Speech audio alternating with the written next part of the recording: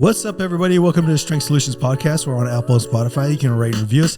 Check us out on YouTube. Leave a comment down below, subscribe, and put us on your notifications, because if we're not on there, you're not cool. What are you doing? What are you doing? Then, if you want to check us out on our website, it's strengthsolutionspodcast.com. We have free blogs, free guides, and programs for purchase. If you want to email us future fitness questions, strengthsolutionspodcast@gmail.com. Then if you're looking for a place on social media, it's Strength Solutions Podcast on Facebook, TikTok, and Instagram. I'm Strength Solutions Edwin. I'm Strength Solutions Nathaniel. What's up, everybody? What's up? We do have a question we're going to start with. Hello, Strength Solutions Edwin and Nathaniel. I better be in there. Minus Nathaniel. Yeah. I have an imbalance in my shoulder strength. My right shoulder can handle more weight and more volume than my left. I've switched focusing on unilateral dumbbell and kettlebell presses as well as kettlebell carries. Is this the right strategy? What are some other ways I can fix the imbalance as well as build strength and stability in my shoulders? Is it really necessary to isolate all deltoid heads if I'm not training for aesthetics? I know this is a lot in a question, but I do not want my shoulders to fall behind the rest of my body. Love the podcast. Keep it up. Good work. Wow. Thank you so much. Yeah, cool, right? First things first, we only answer one question. The rest are paid. So that just cost you $1,000. Yeah. You got to Cash App us for the rest. Cash App at Strength Solutions. No, okay, so let's take it one step at a time. That is a fantastic question. So, as far as the imbalances, the big part of your imbalance you got to think about is more of a complexity of it when it comes to shoulders. Like, are you having a trouble standing up or seated? Yeah. If it's more of standing up, it may be a core imbalance a little bit more, and the way the thoracic spine works together. Now, when it comes to actual doing exercises, there's different ways to attack it. I mean, maybe unilateral, right? Or let's say I'm doing unilateral and I want to press with the right hand first, get as many as I can with the right. And then with the left, my weaker hand, I'm going to get as many as I can, take a small little break, and then match the reps that I do on my right. Right. That's a concept that I saw recently that was kind of like, not something that I hadn't thought about, but just a good way of putting it, because normally you're like, oh, my left arm is weaker, so I'll just use 20s, right? Instead of doing, 30, because my right arm could do 30, but my left can't. And, the idea is like, okay, well, if you're doing 20, then your right arm might fall behind, right? If that's the one that's stronger. So why not, like you said, do the same weight and just take as much time as you need to match it, right? But don't drop the weight. Just work on it, right? Just try and get there. Yeah. And I would also, if your shoulder and when you're pressing, you're just thinking it's the deltoids. A lot of times it comes down to there's an imbalance in your back. Yeah. So your lats are probably the opposite, right? So, opposite, but the left lat is probably weaker than the right lat. So it's not stabilizing the shoulder. So even when you do back exercises, you got to think about also doing the unilateral work and making sure that you are controlling through your range of motion. Yeah, I almost find with my clients who have like shoulder imbalances, it's rarely like a actual just straight up strength issue. Like, oh, the left side is just weaker. The only way that I've ever ran into that is like surgically, like if something happened, right, an injury or something where the left side clearly atrophied. Most of the time I find that it's like a stability issue. Correct. Whether it's the rotator cuff, like you said, the lats aren't working properly. All the muscles of the rotator cuff aren't stabilized or strong enough. Maybe you need to be working on more rows, right? Maybe you need to be working on more upper back and lat movements and not just focusing purely on the deltoid itself or shoulder. So I find a lot of times when it's chest and shoulders, when you have a weakness, it's not even the chest and shoulders, it's the back. Right. And it's usually has to do with the ability to stabilize. And I think you hit it on the nail right there when you said upper back. And working on those muscles, like a wide row, maybe. Yeah. Or doing lat pull downs, but with a rope, so that way you can hit the ribs a little bit more and isolate. But I think that is probably where for the shoulders you can get better. It has nothing to do with the shoulders. Now, when we're talking about aesthetics and your goal is not training for aesthetics, then you don't need to do all the lateral raises and all that stuff to isolate to make good shoulders, right? Right. Now, I would argue, though, you would want to go through a phase where you do those exercises to make sure one's not lagging too far behind the other one. Yeah, because again, in questions of just strength on its own, that's going to help, right? It's going to build overall strength of the shoulder and making sure that each head is kind of working properly and doing what they need to. But again, if you're not looking for aesthetics, I would say don't focus so much on exercises, focus more on movements, right? Like focus on getting overhead, focus on rowing and squeezing the scapula, work on the lat pull down and internally rotating the shoulders, right? And I mean, the elbows and pulling down and squeezing the back, work on the movement instead of thinking like, okay, I got to do this for my anterior deltoid. I got to do this for my posterior deltoid. I got to do that for the lat, because yeah, I don't think it's super necessary, but I also don't think that you shouldn't do stuff like that. Yeah. I mean, I've been working, I sent Nathaniel a video of handstand. Yeah, dude, that was wild. Handstand push-up, right? And sometimes it's about play, figuring it out over time, because we're not there to actually look at you. So you could give me a million different scenarios until we're there looking at you. And I think that's the hard part for when people are talking about podcasting, like correcting things, or you're getting on Instagram and they're like, do this exercise. Well, is this exercise actually hindering you or is it actually helping you? Because you may need to loosen up your adductors to get your glute squeeze, to actually activate your glutes. It has nothing to do with your glutes itself. Yeah, I was just watching a video the other day where I can't remember, his name is Movement with David or something like that. I don't know if you've seen that guy, but he's like this real skinny dude, and it's funny because he works. No respect, you said skinny dude. If he's under 200, we're not talking about him. No, but he works with a lot of like strongmen and stuff like that. And he was working with an old competitor named Martins Lisis, and he was doing he is my favorite guy. Yeah, he was doing like a complex with him where they were working on the hip flexors, and opening up the hip flexors and stretching them out and doing all these things so that he could get better glute engagement. Right. And it wasn't about strengthening the glutes or, something's wrong with the hip or whatever. It could just be that, right? It could just be opening up some other area, but it's not, you're not going to know unless like we can actually kind of like see that. But this is general, right? Yeah. I'll give you a perfect example too. All right. So I'm working with a client, they have had hip pain. It's slowly going away. And I've been working with them for a month. We worked on getting their glutes activated first. It wasn't activating at all. Now we're working on loosening the adductor so that during an airplane you can push through, and the hip flexors are going to be added in a bit, right? And each step of the way, there's been less and less pain. Yeah. And because I was able to see it, everything wasn't activating together. We started with one piece, we're activating the other one, we're loosening this one to activate the glutes a little bit better. And it was the first time this past week where I could see the airplane. When he stopped, he was able to pull all the way through. And there's just very slight pain. And so now it's about the body remembering the correct pattern. Yeah. To kind of put it all like in perspective, I would say in terms of strength, use the high end of the dumbbells, right, that you're working on. I still think working the unilateral is probably a better idea. Kettlebell presses, right? Upside down. With the bell on top. Yep. Is another great way. I think they had mentioned that they were doing carries. If you're talking about doing farmer's carry, I would even add in like an overhead carry. A rack carry. A rack carry, yep. And start getting that stability within the rotator cuff and the head of the humerus. A rack carry is very underrated because it teaches you at the bottom position how to hold really hard. Yeah. And, working through that, you don't necessarily have to focus on every single head of the shoulder. I think it's probably good if you're having like an accessory day or something like that to kind of throw those in. And then also taking a look at your back, all of those supporting muscles and structures that help the shoulder get up into that position, because it might be from that. And if you're not addressing that, you can do all the shoulder work in the world and it's just like not going to make much of a difference. All right, but this leads me to a good one. Let's go. Have a commercial.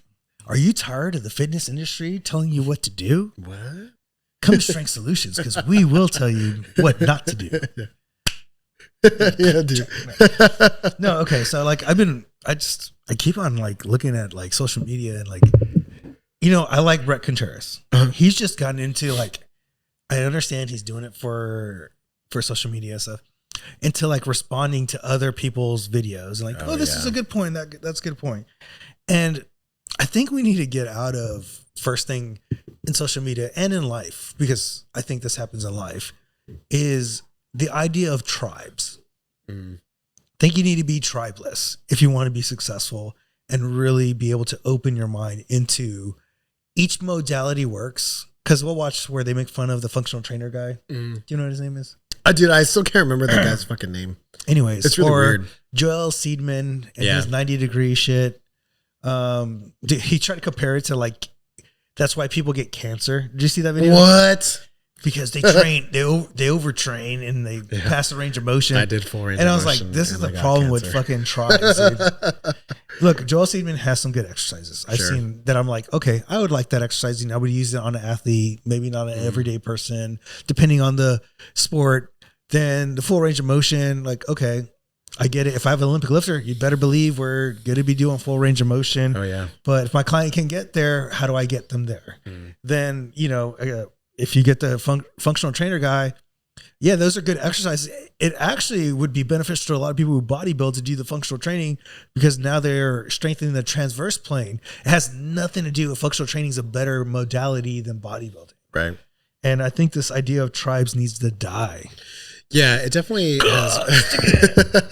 I feel like it's definitely become a huge problem, especially like as personal trainers, right? We kind of live in this world where we work with the general population, right? And they come in with just information that they've gotten from friends, social media, you know, the guy at the gym that they know or whatever. And it's like, you know, we'll have conversations with people where they're like, oh, why don't we do like kettlebell stuff, you know? And I'm like, well, because I don't really think we need that right now. Or, oh, I saw this guy doing that, or, you know, why aren't we doing this? And it's, I think why am I not on a monster band doing squats with a barbell on my back? And it's funny because I'll have clients who even just ask me, like, we have a safety bar at the gym, and one of my older clients was like, what is that? And I was like, oh, it's, you know, it's this.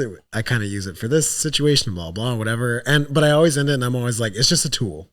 It's just something that we can use. You know, if I need to use it with you, then we will. But if not, then I'm not, you know, and it becomes an issue when I think it starts to impede your progress, right? When you get stuck doing something and you just live by it, and even if it's not giving you progress anymore, you just keep doing it.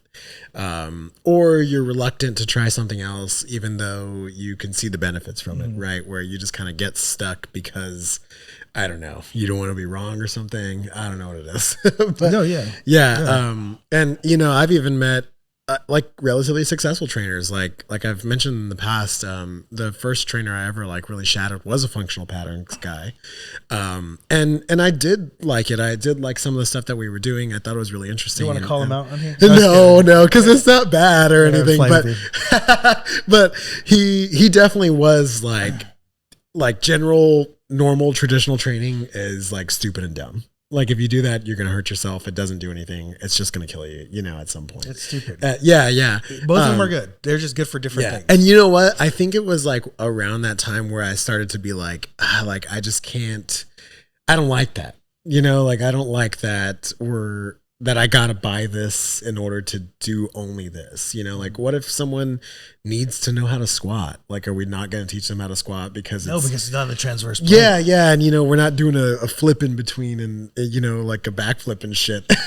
I'm over exaggerating, but it's like, it's for real. Like you don't barbell back squat in functional patterns. You know what I mean? Like that's no way. That's and really I would argue stupid, if I developed more foundational strength, and then I would go to functional patterns, I'd be better at functional patterns. Yeah. You know, like vice versa. If I had a strong squat and then I did work on functional patterns and like I strengthened my obliques a little bit more, my counterbalancing, and then I go back into my squat, I bet you I'll have a better squat. Perfect example is yesterday I went for a run. I went for a run for the first time. Heart attack. I ran a mile. And I took outside or inside? Outside. Yeah. Oh, shirt off. I was all shiny. Chest belt. Yeah, I ran by the old lady's house like 5 times. Whoops. Did she notice me? Camille went with me. It was really fun, dude. Nice. It was cool. But it was funny because we finished and we got home and Camille was like, was with her, so I was kind of going at her pace. So we finished it in like 15 minutes, which like wasn't super bad. And we stopped and we were kind of like hanging out on the deck, and she was like, "Was that hard for you?" And I was like, "I mean, it was like challenging, but I was like, to be honest with you, I feel like I probably could have ran the whole mile. Like I didn't feel like I needed to really rest or stop or anything." And she was like, "Oh, it's probably because you work out." And I was like, "Yeah." I was like, "Yeah, it probably goes hand in hand." And I've worked out for so long and I haven't run in fucking forever. Yeah. You know, but I was like, I probably could have ran that whole mile, and like, yeah, it would have been hard, but I would have been fine, you know? But you're strong enough to propel your body. But I'm strong enough to propel my body or efficiently, right?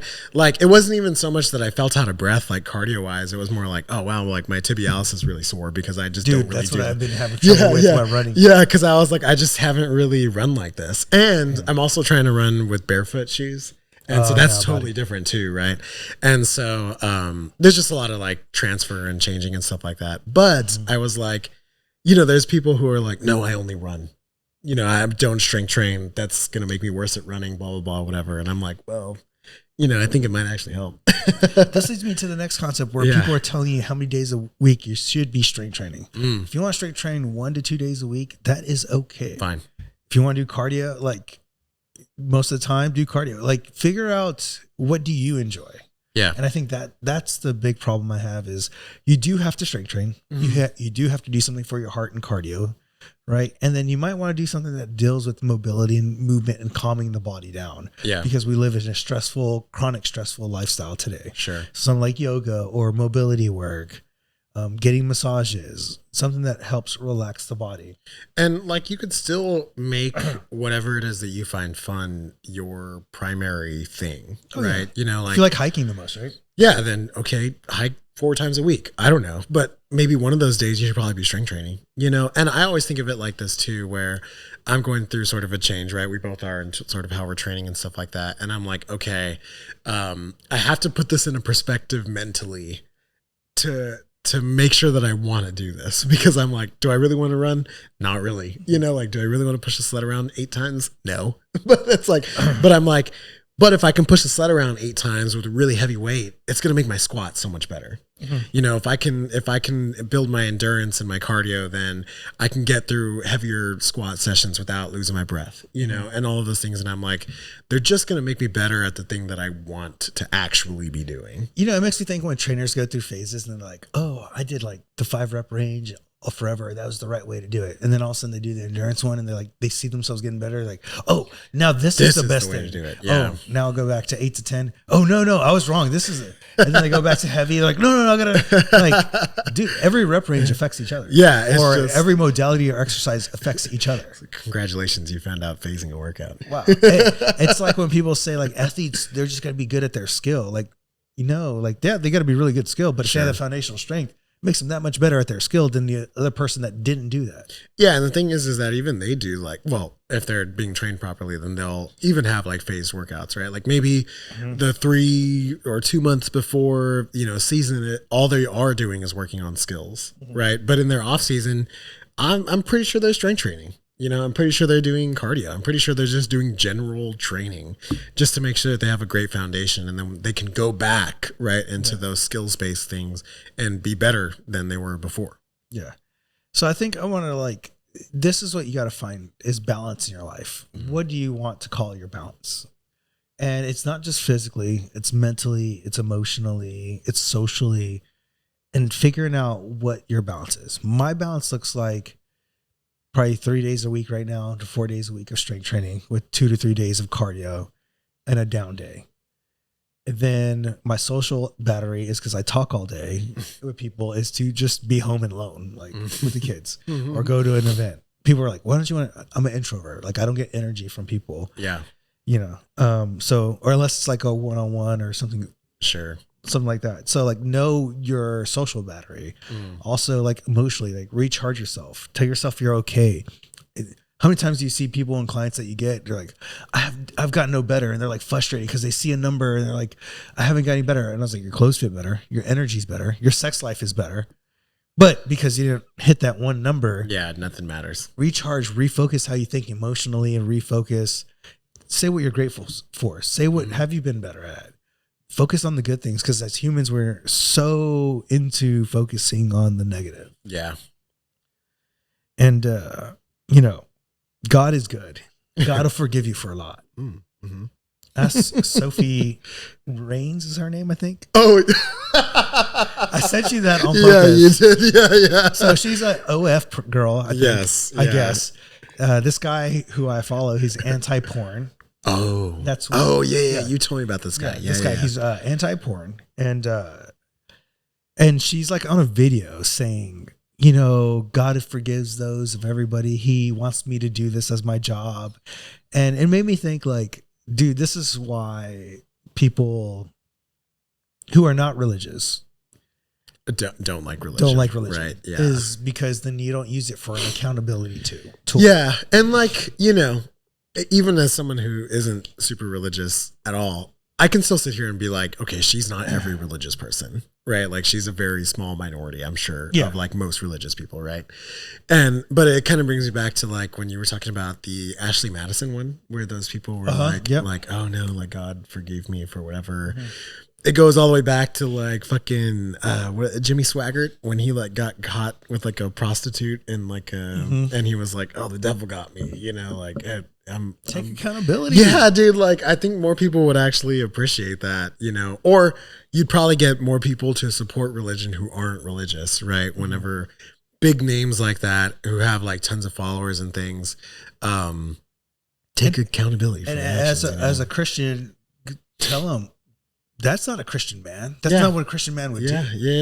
Yeah. Like also call out your people. You know what I mean? Yeah. Like if they're not doing the thing that they said they're supposed to, well, then they shouldn't be like held to such a high standard, you know?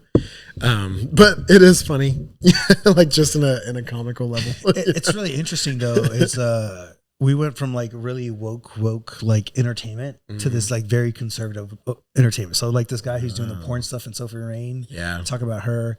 And then, like, if you look at the way new shows are coming out and stuff like that, it's very getting conservative leaning. It's just funny. And with entertainment, it's like they're just following the money where people are going. Yeah. Because there's Gen Z guys are like the highest going into like religion. Traditional, conservative, religious. Mm-hmm. And it's funny because, like, I feel like everybody was like, well, Gen Z is going to be the most radical and bad and crazy. And if anything, it's funny. I was talking to somebody else the other day and I was like, they don't drink. Yeah, it was like I can see like the boomer and like what Gen X like generation. I can see a lot of similarities, right? Mm-hmm. I could see a lot of similarities between like Gen Z and like like Gen Alpha, right, or whatever. But I'm like, I feel like millennials are in this weird like middle. Yeah, where like I can kind of side with the older generation sometimes. I can kind of side with the younger generation sometimes, but I'm not. Up. Yeah. I was like, I really feel like we got fucked up somehow. Like, and you're in this weird spot, and I think that kind of puts us in like a special position. Now. I think we were the experiment generation, and the reason being is. So we're the first generation where we told women, do not find a man, work. Yeah, go get a job. Go get a job. Yeah. And now that I'm 40 and I have women that are near my age who are single, they want to get pregnant. They want to have a kid, but it's too late because their biological clock is ticking. And I know people are like, well, they could do IVF. IVF is fucking expensive. Yeah. And most women cannot do that. No, yeah. Right. And I also, it's funny, like you said, the experiment generation, it's like, and I bet it's like this too still, but, or, you know, I kind of don't think it is. Well, I don't know, because you have kids that are a little bit older, but it's like when I was in middle school, high school, like everybody was like, oh, I'm gay, I'm this, I'm that, I'm whatever. And it was like a way of sort of like figuring yourself out, so to speak, you know? But it's funny because, I mean, my daughter's only in 3rd grade. She's going to go to 4th grade. But like, I don't hear those sort of conversations. You know, if anything, I've heard her say that there's teachers, which I'm assuming are like millennial aged, right? That are like, oh, I go by they, them pronouns or whatever, you know? And it's like, and so I'm like, okay, well, it's still that sort of older generation that's doing that, but I don't even hear it from the younger generation anymore. I hear the younger generation like fighting back against they, them and stuff. Yeah. Which is really interesting. It's so weird. Yeah. I think experimental generation is really a good way of putting it. We're the first one with technology and experiment with technology and being parents with technology. Yeah. We're like the transition phase. Yes. And we have to figure out like what is the way to lead. How do we do it? Yeah. In a world where like we're not completely with the younger generation. I can still see myself having like more, I guess, quote unquote, conservative Are you one of those views. people like them kids? No, but even now, like, okay. Go ahead, First of all, I think we need to get better at phrasing as people. So it's like conservative views and like young kids. Like what makes young kids liberal? Like young kids are not liberal inherently, right? True. Yeah. This leads me to the fitness part, right? Is for whatever reason they're trying to correlate conservatism and fitness together. Now. That's a big thing. And it's just right? like, yo, there's fitness people that are a little bit more liberal. It's just like, I don't understand, why do we have to like identify with fucking something all the time and be this and be that? Yeah. Hey, I'm just Edwin. At this moment, I feel like this, and it's okay. And this is I believe in humanity and things like that. And yeah, why do we have to identify as fuck something like he, him, them, she? Like, why do we always have to? I'm a person of God. I'm a Jewish person. I'm this. Yeah. I work for this person. Why do we have to identify so fucking hard with something? I don't know. And then when we lose that identity, we just crash mentally. Yeah, like people can't even begin to think about losing that identity because it just messes with their whole identity, right? Or they have to then admit that they made a mistake or they were wrong or whatever. And like you said, you had sent me that video where they were kind of talking about this new kind of movement of like fitness and like quote unquote conservative values, right? Like especially in men and stuff like that. And what I think I sent you a video where that guy was like, I'm an alpha warrior. Yeah, he was like, look, you're not like some warrior in a battlefield. You're like a dude who trains twice a week and like has a blue collar job, and you're not protecting, and it's but they've kind of, I don't know, sold it that way. And it's funny because I was and this is kind of off-ish topic, I guess, but I was listening to a podcast today and there was like an advertisement for Black Rifle Coffee Company, there. Okay. For whatever reason, Black Rifle Coffee Company is like a conservative values coffee company. Yeah. And it's like the commercial was kind of like tongue in cheek about it. Like they were like, if you want energy that'll like blow a bald eagle out of the sky. And it's like, it's funny, but they were also saying shit that they were like, the French hate Black Rifle. So if they hate it, then it's good. And like blah, blah, blah. And I was like, what? That's funny. That's great funny. Commercial. It's funny. Yeah, it is funny. But I'm also like, I do know that these people are kind of like, yeah, like Black Rifle. And I'm like, why is my coffee company conservative? Like what? Like, what the fuck is happening right now? You just make fucking coffee. Yeah. But like you said, I don't know, you like market to a niche, I guess, and it just makes money. It just shows you like, I think as people, we need to go to more, not like classifying as something. And you may have a belief in something, doesn't mean someone else's belief is wrong. And I think that's where you got to. That's the main problem. And I think that's the hardest part. So I had this conversation with this kid. And I was like, it's funny. I talk to people all day and you could tell where they sit and where they do, but I won't as myself disregard what someone's belief is. Yeah. Yeah. Right. And I'll be like, this is what I believe in, but I get it. I get why you believe like that. Yeah. But also you got to look at like, where did you come from? Are you from a privileged situation versus a non-privileged situation? Are you from like here or there? Are you a person of color versus not color? Because that does make a difference. Because I bet you I've gotten pulled over twice just because I was in the wrong neighborhood. Yeah, it's funny. It's funny that you're saying that. Because like, this is more funny, but we were watching that television show. I think I told you about it called Temptation Island. Yeah. Yeah, You're my temptation. I know, bro. I know. Yeah. Camille and I were watching it the other day, and it was like in the part where they kind of show what the other couple was doing during like the time that they're separated. And it was funny because the girls go first, right? And they're showing all the shit that the guy's doing, and I'm like, oh, that's fucked up. Like, can't believe those guys did that. Like, blah, blah, blah, whatever. And then, and it was all, like I was like agreeing with Camila because she was like, they shouldn't have done this, whatever. And then it switches and it goes to where the guys now have to watch what the girls do, right? And she's like, well, it's because he sucks, like blah, blah. And I was like, whoa. I was like, look, I sat here and I understood the women's perspective. Yeah. And I was like, so you got to sit here and like understand the male perspective. Like, and she was like, you could tell that she was like, I don't want to, I was like, but you have to. And I will still say that in that like scene in the show, what the guys did was objectively way worse. But I was like, you still have to sit here and like get it. I'll give you a perfect example. I read Reddit, right? And I love reading Reddit. And there was this guy who was like, all I want for my birthday is literally, I don't want a gift. I just want to spend more time with my wife. And he explains all this stuff, la, la, la, la. And he's like, I'm tired of my wife giving me gifts and she doesn't listen to me.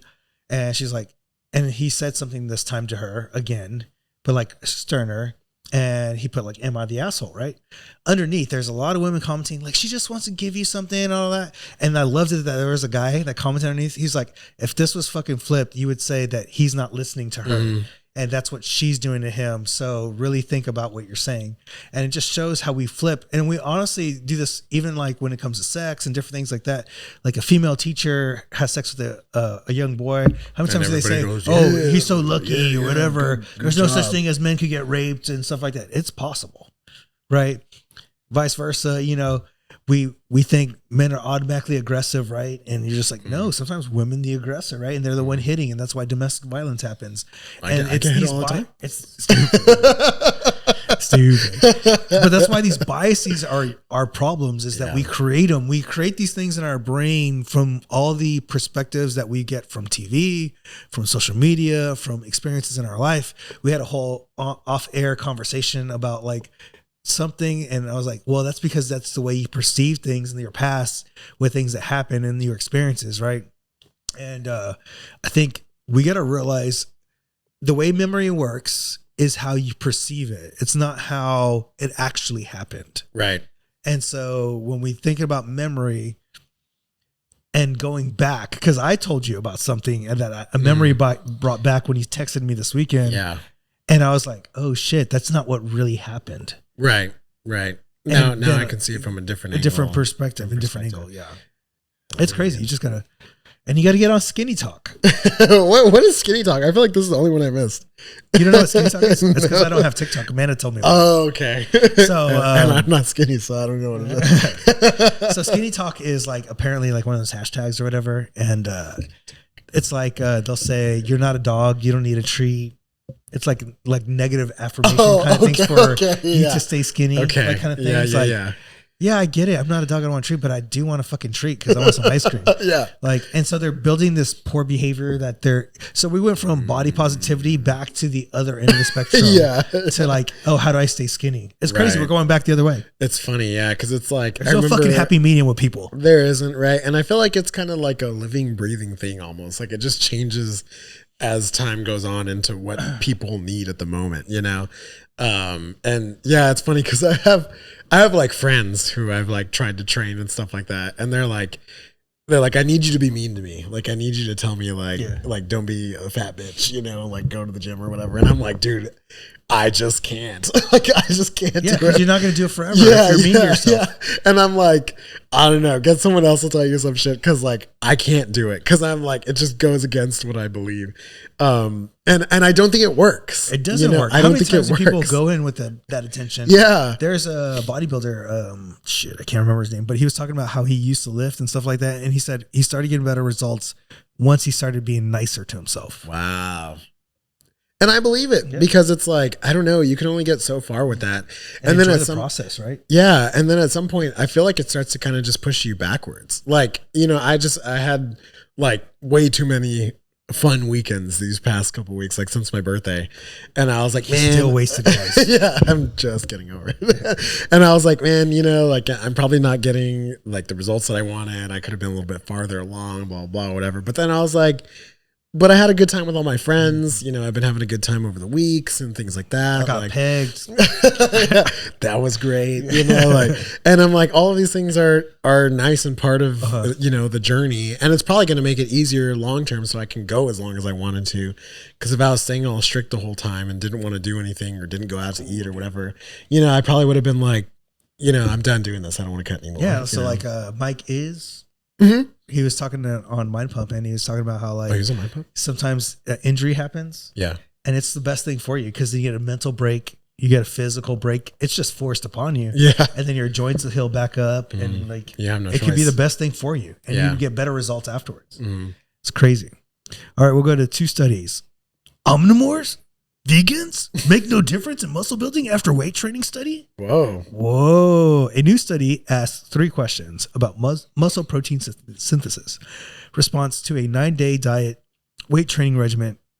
First, does the source of protein matter, right? Plant versus animal base. Does it make a difference? Second, does it matter if the total daily protein intake is evenly distributed throughout the day?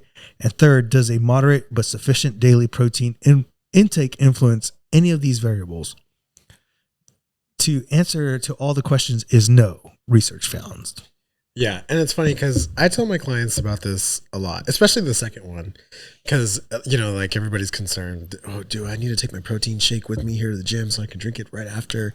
Or should I be drinking it before or whatever? And I'm just like, drink it whenever as long as you want. Yeah. For the average person. Yes. I'm going to say this for the average person because a protein carb for somebody who's an athlete or somebody who's a bodybuilder who needs to work out a high performance the next day, it's more based off of their performance and not so much muscle building. Right. Yeah. And I'm like, I guess if you're really asking me, the research does point that post workout within an hour, like you should be drinking some sort of protein or getting protein in. But I'm like, overall though, as long as you get all the protein in throughout the day and you're not just shoving it all in at one time, then I'm like, you're most likely fine, and the same thing with like whether plant or animal. Again, I think it just kind of goes based off like bioavailability. I would argue more like supplement versus food. That's what that's what I would argue more. But yeah, the third one is interesting too.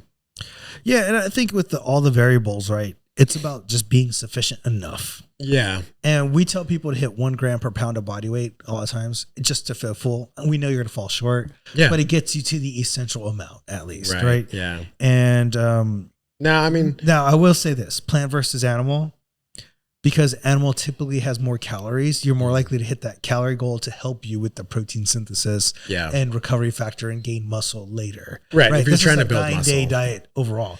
Now, that's why you could see vegans that are actually pretty built, but you got to remember this too. They plan everything out. Unless you're going to plan everything out as a vegan, you're not going to get enough calories in. Yeah. If you're just vegan, just doing it, that's fine. But if you want to like work out and get results and build muscle and be vegan, like you better fucking believe your planning is tenfold. Yeah, it's that much. Me, harder. I just need like an 8-ounce chicken and I'm good, right? And you can get away You're with like, it. okay, how can I get this protein? I need this bean, but it has this amount of calories. Yeah, you got to really plan it out. Like for real. No joke. No joke. Did you know lack of sleep can increase the risk of cardiovascular disease? What?